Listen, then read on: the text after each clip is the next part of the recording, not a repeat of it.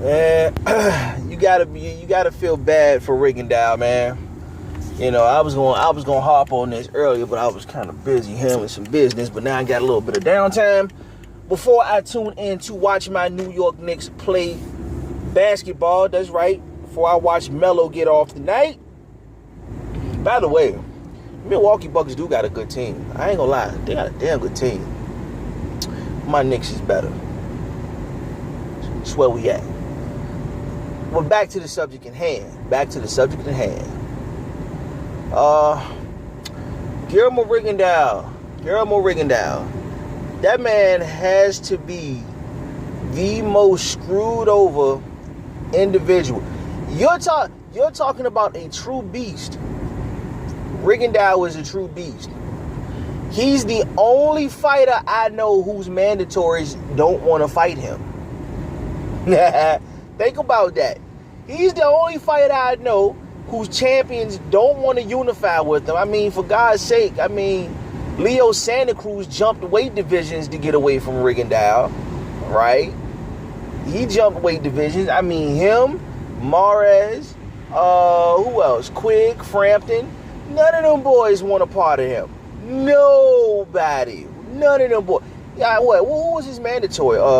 Chris Avalos? Was Avalos his mandatory? I believe. Avalos said, "No, bump that. No, I'm not. I don't." He passed up his mandatory and went to fight for the IBF strap, I believe. If I'm not mistaken. Now, if I'm mistaken, and if my information is wrong, then please tell me. But I don't think I'm wrong. But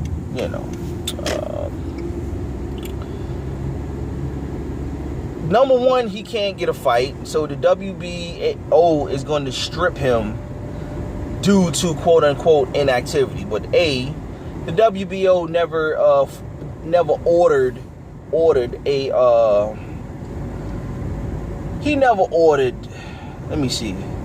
The WBO never ordered Rigo to fight a mandatory. All right. Now, even though Rigo has fought like 3 times over in Japan, right, which seems to be the only place where he can get fights at because everybody else is scared to fight him. Picture that, right? He's been stripped. I mean, I'm gonna be honest with you. I clearly think it's not. There's no question.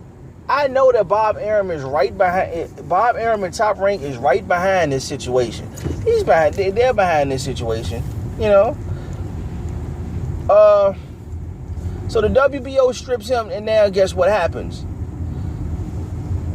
Nonito Donaire is ranked number 2 by the WBO at 122 pounds. He's ranked number 2, and he's going to beat up some bum. And he's going to be your champion at 122 pounds at WBO. I keep telling y'all, the WBO is owned by Bob Arum. Bob Arum owns the WBO. And you want to, and people want to know why people like myself don't respect the WBO because they're a garbage sanctioning body. They're garbage. I mean, who cares about the WBO? Everybody knows. The WBO is owned and operated by Top Rank. Bob Arum owns that sanctioning body lock, stock, and barrel. Everybody knows this. Okay?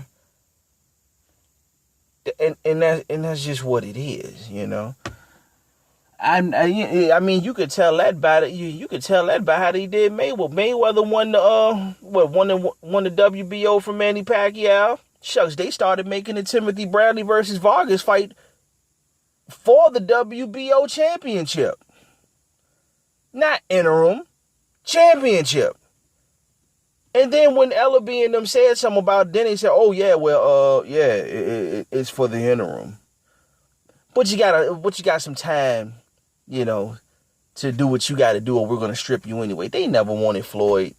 They never wanted Mayweather to have the WBO strap anyway. So I mean, who cares about the WBO? And That's the redheaded stepchild of all the sanctioning bodies. Screw them. That's the runt of the litter, you know. The WBO is no better than the IBO if you ask me, but, you know, hey, it is what it is. It's the Junior League title, all right? But, yeah, but Guillermo Rigondeaux, man, his career, I mean, his career is basically over. Not because he got stripped of some corny WBO alphabet soup title. It's because his promotional company, Caribe, is always screwing something up. You know, I heard, and this is what I heard. You know, I heard the Frampton fight was good, was a go, but Caribe messed it up. There was rumors of Rigo signing with Al Heyman. I heard Heyman took the deal off the table, and his promotional company messed up. Caribe. I don't know who in the world. You know, Rigo's career is essentially murdered. You know what I mean? Rigo's career is over. You know, it's going to be known as the legend of Guillermo Rigondeaux. That's what it's going to be. He's going to be known as an urban legend to me.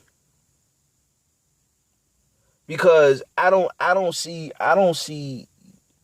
how. I don't see how he can come back from any of this. He can't get any big fights. He can't get any real fights. Don't nobody want to fight the guy. And then ever since he beat Nonito Donaire, HBO and Top Rank has been against him. You know, he beat the brakes off Donaire, and then they turn around and call him boring. Because he beat the brakes off their, you know, of the person that they wanted him. Oh boy. I've never seen such in my life. If there was ever a fighter that fell victim to the politics of boxing, it is Guillermo Rigondeaux.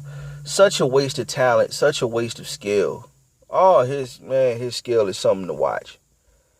But that's it. That's boxing for you.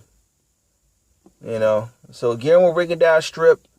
To me, his career is done. I mean, 34 years old, bro. I think Rigondeaux is 34 years old, man. That man ain't got that much time left, and that man can't even get a good payday. He can't even get a good fight. So, he's gonna. Oh boy. Sheesh. I mean, dude, his own mandatories don't want to fight him. His own mandatories don't want to fight him. But the WBO strips him without forcing his mandatory to fight him when his own mandatories don't want to fight him and other champions in his weight class don't want to unify. Wow. Okay. Screw the WBO anyway. You know. If I was Rigo, I'd try to go with Eddie Hearn or somewhere. Or I would go on bended knee trying to get with Al Heyman, man. Either Al Heyman or Eddie Hearn, you know, Golden Boy ain't gonna do nothing. They barely a promotional company anymore. But it is what it is. Like, comment, subscribe, share the video, man. Till the next time, man. It's your boy AC. I will get at y'all, God willing. Peace.